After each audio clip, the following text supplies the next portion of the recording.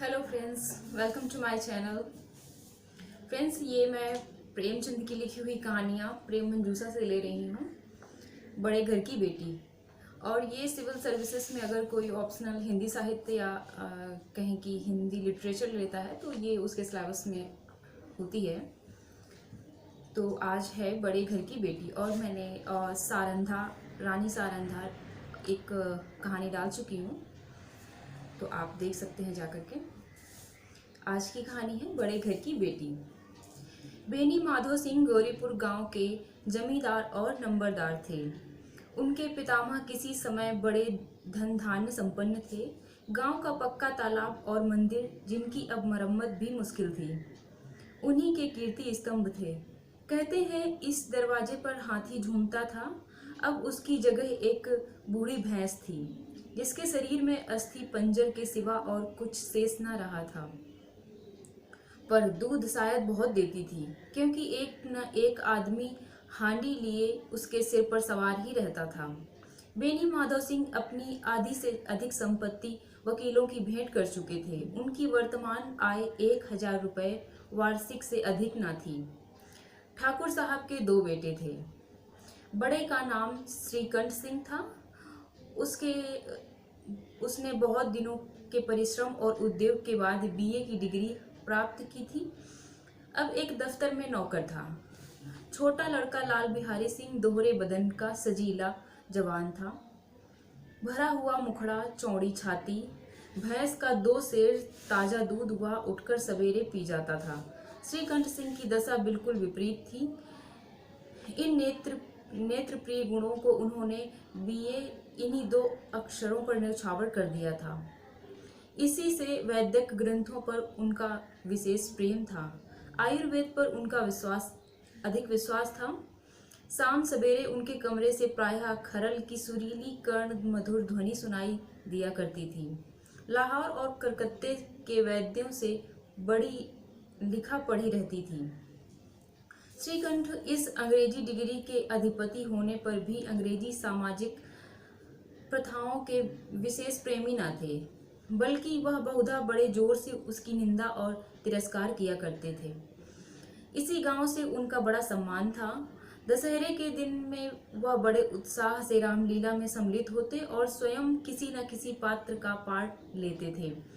गौरीपुर में रामलीला के वही जन्मदाता थे।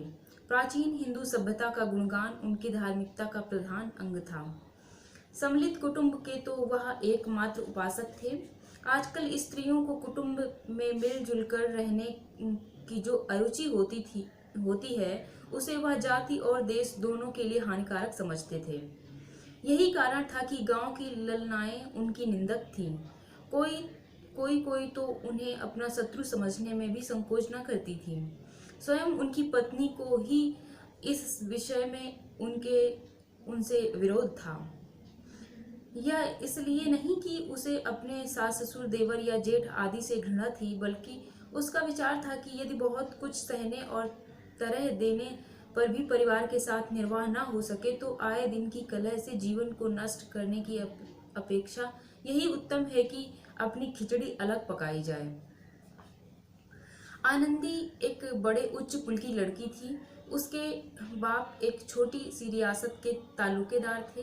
विशाल भवन, एक हाथी, 3 कुत्ते, बाज, बहरी सिकरे, झाड़ फनूस, आनन नेरी, मजिस्ट्रेट और ऋण, जो एक प्रतिष्ठित तालुकेदार के भोग्य पदार्थ हैं, सभी यहाँ विद्यमान थे। नाम था भूप सिंह। बड़े उदारचित और प्रतिभाशाली पुरुष थे, पर दुर्भाग्य से लड़का एक भी न था। 7 लड़कियां हुईं और दैव योग से सबकी सब जीवित रहीं। पहली उमंग में तो उन्होंने 3 ब्याह दिल खोलकर किए, पर 15-20 हजार रुपए का कर्ज सिर पर हो गया तो आंखें खुली, हाथ समेट लिया। आनंदी चौथी लड़की थी। वह अपनी सब बहनों से अधिक रूपवती और गुणवती थी। इससे ठाकुर भूप सिंह उसे बहुत प्यार करते थे। सुंदर संतान को कदाचित उसके माता पिता भी अधिक चाहते हैं। ये बात तो आज भी है। ठाकुर साहब बड़े धर्म संकट में थे कि इसका विवाह कहाँ करें। ना तो यही चाहते थे कि ऋण का बोझ बढ़े और ना यही स्वीकार था कि उसे अपने अपने को भाग्यहीन समझना पड़े। एक दिन श्रीकंठ उनके पास किसी चंदे का रुपया मांगने गए। शायद नागरिक प्रचार का चंदा था। भूप सिंह उनके स्वभाव पर रीझ गए और धूमधाम से श्रीकंठ का आनंदी के साथ ब्याह हो गया। आनंदी अपने नए घर में आई तो यहाँ का रंग ढंग कुछ और ही देखा। जिस टीम टाम की उसे बचपन से आदत पड़ी हुई थी वह यहाँ नाम मात्र को भी न थी। हाथी घोड़ों का तो कहना ही क्या, कोई सजी हुई सुंदर बहली तक न थी। रेशमी स्लीपर साथ लाई थी, पर यहाँ बाग कहाँ। मकान में खिड़कियां तक न थीं, न जमीन पर फर्श, न दीवार पर तस्वीरें। यह एक सीधा सादा देहाती गृहस्थ का मकान था, किंतु आनंदी ने थोड़े ही दिनों में अपने को इस नई अवस्था के ऐसा अनुकूल बना लिया मानो उसने विलास के सामान कभी देखे ही न थे। एक दिन दोपहर के समय लाल बिहारी सिंह 2 चिड़ियां लिए हुए आया और भावत से बोला, जल्दी से पका दो, मुझे भूख लगी है। आनंदी भोजन बनाकर इसकी राह देख रही थी। अब वह नया व्यंजन बनाने बैठी। हांडी में देखा तो घी पाव भर से अधिक न था। बड़े घर की बेटी किफायत क्या जाने। उसने सब घी मांस में डाल दिया। लाल बिहारी खाने बैठा तो दाल में घी न था। बोला, दाल में घी क्यों नहीं छोड़ा? आनंदी ने कहा, घी सब मांस में पड़ गया। लाल बिहारी जोर से बोला, अभी परसों घी लाया है, अभी परसों घी आया है, इतना जल्द उठ गया। आनंदी ने उत्तर दिया, आज तो कुल पाव भर रहा होगा, वह सब मैंने मांस में डाल दिया। जिस तरह सूखी लकड़ी जल्दी से जल उठती है, उसी तरह क्षुधा से बावला मनुष्य जरा जरा सी बात पर तिनक जाता है। लाल बिहारी को भावच की यह रिठाई बहुत बुरी मालूम हुई। तिनक कर बोला, मैके में तो चाहे घी की नदी बहती हो, स्त्री गालियां सह लेती है, मार भी सह लेती है, पर मैके की निंदा उनसे सही नहीं जाती। आनंदी मुंह फेरकर बोली, हाथी मरा भी तो 9 लाख का, वहां इतना घी नित्य नाई कहार खा जाते हैं। लाल बिहारी जल गया, थाली उठाकर पटक दी और बोला, जी चाहता है जीभ पकड़कर खींच लूं। आनंदी को भी क्रोध आ गया, मुंह लाल हो गया। बोली, वह होते तो आज इसका मजा चखाते। जब अपड़ उज्जड़ ठाकुर से ना रहा गया, उसकी स्त्री एक साधारण जमींदार की बेटी थी। जब जी चाहता उस पर हाथ साफ कर लिया करता था। खड़ाऊ उठाकर आनंदी की ओर जोर से फेंकी और बोला, जिसके गुमान पर फूली हुई हो उसे भी देखूंगा और तुम्हें भी। आनंदी ने हाथ से खड़ाऊ रोकी, सिर बच गया, पर उंगली में बड़ी चोट आई। क्रोध के मारे हवा से हिलते हुए पत्ते की भांति कांपती हुई अपने कमरे में आकर खड़ी हो गई। स्त्री का बल और साहस, सम्मान और मर्यादा पति तक है। उसे अपने पति के ही बल और पुरुषत्व का घमंड होता है। आनंदी खून का घूंट पीकर रह गई। श्रीकंठ सिंह शनिवार को घर आया करते थे। बृहस्पति को यह घटना हुई थी। 2 दिन तक आनंदी को भवन में रही, ना कुछ खाया ना पिया, उनकी बाट देखती रही। अंत में शनिवार को यह नियमानुकूल संध्या समय घर आए और बाहर बैठकर कुछ इधर उधर की बातें, कुछ देश काल संबंधी समाचार और कुछ नए मुकदमों आदि की चर्चा करने लगे। यह वार्तालाप 10 बजे तक रात तक होता रहा। गांव के भद्र पुरुषों को इन बातों में ऐसा आनंद मिलता है कि खाने पीने की भी सुध न रहती थी। श्रीकंठ को पिंड छुड़ाना मुश्किल हो जाता था। ये 2-3 घंटे आनंदी ने बड़े कष्ट से काटे। किसी तरह भोजन का समय आया, पंचायत उठी, एकांत हुआ तो लाल बिहारी ने कहा, भैया आप जरा भाभी को समझा दीजिएगा कि मुंह संभालकर बातचीत किया करे, नहीं तो एक दिन अनर्थ हो जाएगा। बेनी माधव सिंह ने बेटे की ओर से साक्षी दी, हाँ, बहु बेटियों का यह स्वभाव अच्छा नहीं कि मर्दों से मुंह लगे। लाल बिहारी, वह बड़े घर की बेटी है तो हम भी कोई कुर्मी का हार नहीं है। श्रीकंठ ने चिंतित स्वर से पूछा, आखिर बात क्या हुई? लाल बिहारी ने कहा, कुछ भी नहीं, यूं ही आप उलझ पड़ी। मैके के सामने हम लोगों को तो कुछ समझती ही नहीं। श्रीकंठ खा पी कर आनंदी के पास गए। वह भरी बैठी थी। यह हजरत भी कुछ तीखे थे। आनंदी ने पूछा, चित्त तो प्रसन्न है? श्रीकंठ बोले, बहुत प्रसन्न है, पर तुमने आजकल घर में यह क्या उपद्रव मचा रखा है? आनंदी की तेवरियों पर बल पड़ गए। झुलझुलाहट के मारे बदन से ज्वाला सी दहक उठी। बोली, तुमसे यह आग लगाई है, उसे पाऊं मुंह झुलस दूंगी। श्रीकंठ, इतनी गर्म क्यों होती हो?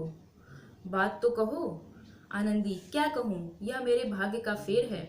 नहीं तो गंवार छोकरा जिसको चपरासी गिरी करने का भी शऊर नहीं, मुझे खड़ाऊ से मारकर यो ना अकड़ता।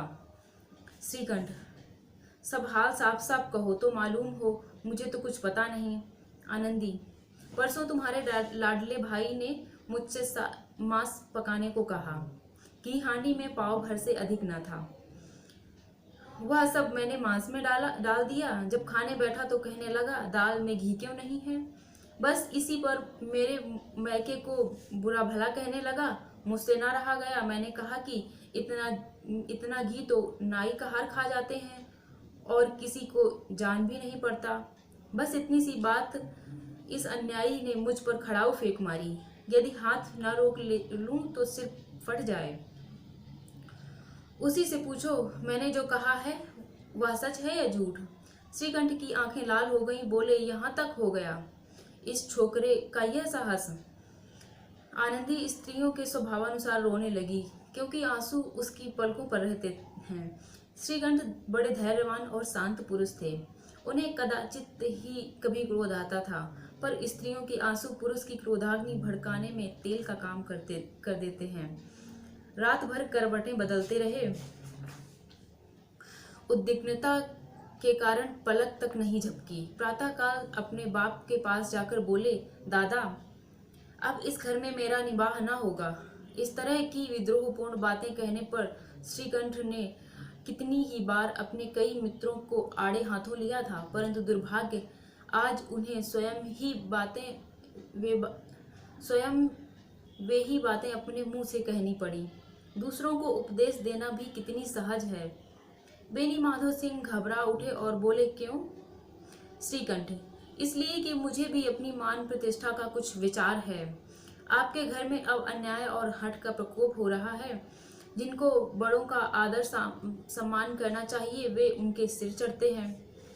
मैं दूसरों का नौकर ठहरा, घर पर रहता नहीं। यहाँ मेरे पीछे स्त्रियों पर खड़ाऊ और जूतों की बौछार होती है। कड़ी बात तक चिंता नहीं, कोई एक की दो कह ले, वहां तक मैं सह सकता हूँ, किंतु यह कदापि नहीं हो सकता कि मेरे ऊपर लात घूंसे पड़े और मैं दम न मारूं। बेनी माधो सिंह कुछ जवाब न दे सके। श्रीकंठ सदैव उनका आदर करते थे। उनके ऐसे तेवर देखकर बूढ़ा ठाकुर अवाक रह गया। केवल इतना ही नहीं, बेटा, तुम बुद्धिमान होकर ऐसी बातें करते हो। स्त्रियां इसी तरह घर का नाश कर देती हैं। उनको बहुत सिर चढ़ाना अच्छा नहीं। श्रीकंठ, इतना मैं जानता हूँ, आपके आशीर्वाद से ऐसा मूर्ख नहीं हूँ। आप स्वयं जानते हैं कि मेरे ही समझाने से इसी गांव में कई घर संभल गए। पर जिस स्त्री की मान प्रतिष्ठा का ईश्वर के दरबार में उत्तरदाता हूँ, उसके प्रति ऐसा घोर अन्याय और पशुवत व्यवहार मुझे असह्य है। आप सच मानिए, मेरे लिए यही कुछ कम नहीं है कि लाल बिहारी को कुछ दंड नहीं देता।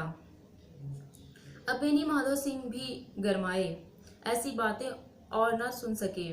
बोले, लाल बिहारी तुम्हारा भाई है, उससे जब कभी भूल चूक हो उसके कान पकड़ो। लेकिन श्रीकंठ बोला, लाल बिहारी को मैं अब अपना भाई नहीं समझता। बेनी माधो सिंह, स्त्री के पीछे?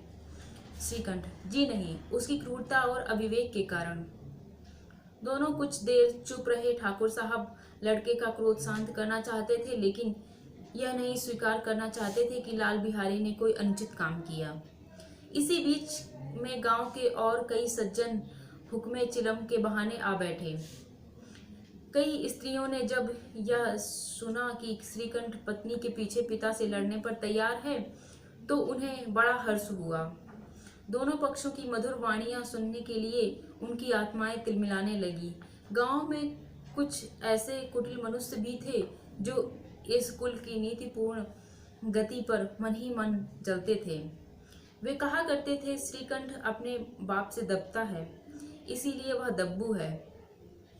उसने विद्या पढ़ी, इसलिए वह किताबों का कीड़ा है। बेनी माधो सिंह उसकी सलाह के बिना कोई काम नहीं करते। यह उनकी मूर्खता है। इन महानुभावों की शुभकामनाएं आज पूरी होती दिखाई दी।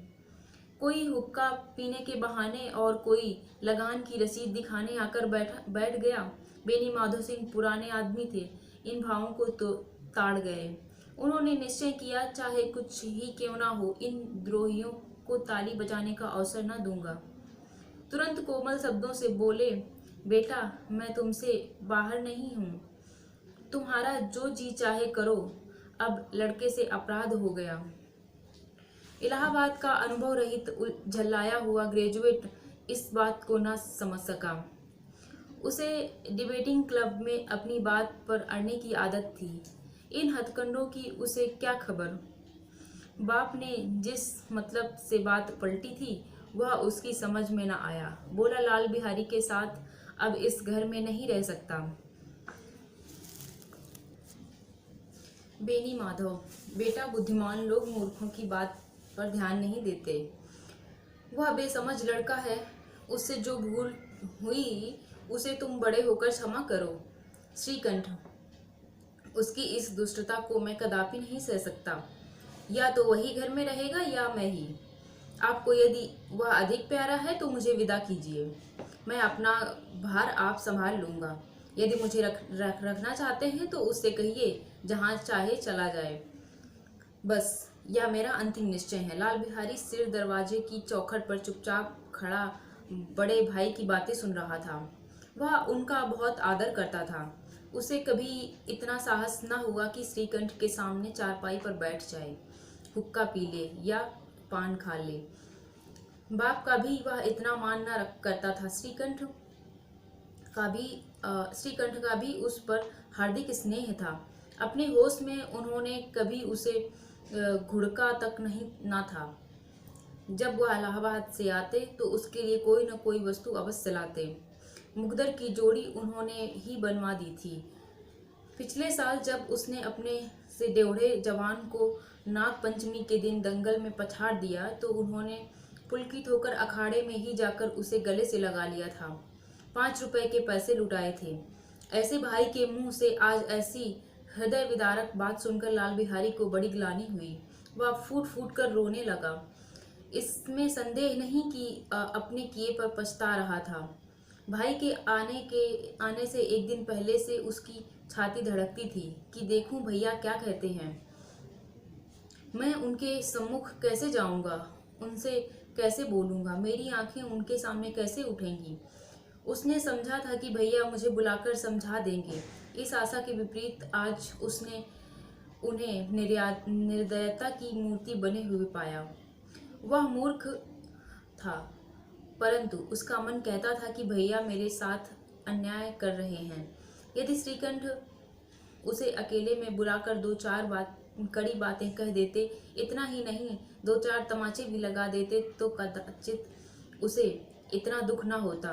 पर भाई का यह कहना कि अब मैं इसकी सूरत नहीं देखना चाहता, लाल बिहारी से सहा न गया।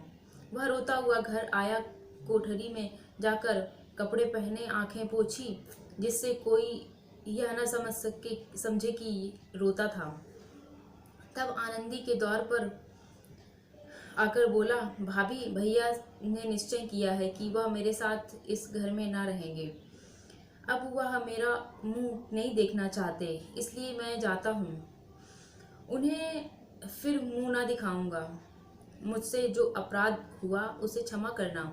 यह कहते कहते लाल बिहारी का गला भर आया।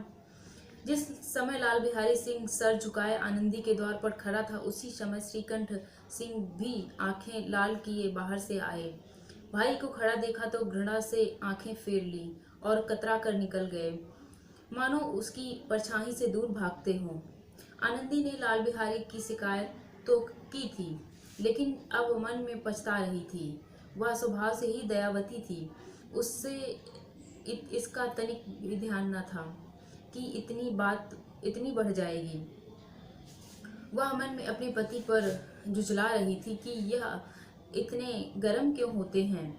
उस पर यह भय भी लगा हुआ था कि कहीं मुझसे इलाहाबाद चलने को कहें तो मैं कैसे क्या करूंगी। इस बीच में जब उसने लाल बिहारी को दरवाजे पर खड़े यह कहते सुना कि अब मैं जाता हूँ, मुझसे जो कुछ अपराध हुआ क्षमा करना, तो उसका रहा सहा क्रोध भी पानी हो गया। वह रोने लगी। मन का मैल धोने के लिए नयन जल से उपयुक्त और कोई वस्तु नहीं है। श्रीकंठ को देखकर आनंदी ने कहा, लाला बाहर खड़े बहुत रो रहे हैं। श्रीकंठ, तो मैं क्या करूं? आनंदी, भीतर बुला लो, मेरी जीभ में आग लगे। मैंने कहाँ से वह झगड़ा उठाया? श्रीकंठ, मैं ना बुलाऊंगा। आनंदी, पछताओगे, उन्हें बहुत ग्लानि हो गई है, ऐसा ना कहो, कहीं चल दें। श्रीकंठ ना उठे। इतने में लाल बिहारी ने फिर कहा, भाभी भैया से मेरा प्रणाम कह दो। वह मेरा मुंह नहीं देखना चाहते, इसलिए मैं भी अपना मुंह उन्हें ना दिखाऊंगा। लाल बिहारी इतना कहकर लौट पड़ा और शीघ्रता से दरवाजे की ओर बढ़ा। अंत में आनंदी कमरे से निकली और उसका हाथ पकड़ लिया। लाल बिहारी ने पीछे फिरकर देखा तो आंखों से आंसू भरे बोला, मुझे जाने दो। आनंदी, कहाँ जाते हो? लाल बिहारी, जहाँ कोई मेरा मुंह न देखे। आनंदी, मैं न जाने दूंगी। लाल बिहारी, मैं तुम लोगों के साथ रहने योग्य नहीं हूँ। आनंदी, तुम्हें मेरी सौगंध, अब एक पग भी आगे न बढ़ाना।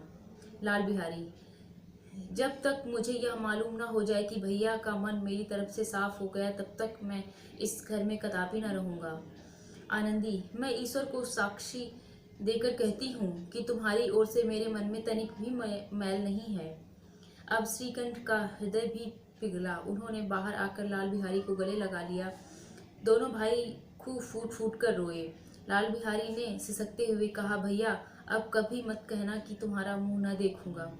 इसके सिवा आप जो दंड देंगे मैं सहर्ष स्वीकार करूंगा। श्रीकंठ ने कांपते हुए स्वर में कहा, लल्लू, इन बातों को बिल्कुल भूल जाओ। ईश्वर चाहेगा तो फिर ऐसा अवसर न आवेगा। बेनी माधव सिंह बाहर से आ रहे थे। दोनों भाइयों को गले मिलते देखकर आनंद से पुलकित हो गए। बोल उठे, बड़े घर की बेटियां ऐसी ही होती हैं, बिगड़ता हुआ काम बना लेती हैं। गांव में जिसने यह वृतांत सुना, उसी ने इन शब्दों में आनंदी की उदारता को सराहा। बड़े घर की बेटियां ऐसी ही होती हैं। फ्रेंड्स, यह कहानी इतनी ही थी। शुक्रिया फ्रेंड्स। अगली कहानी होगी बूढ़ी काकी।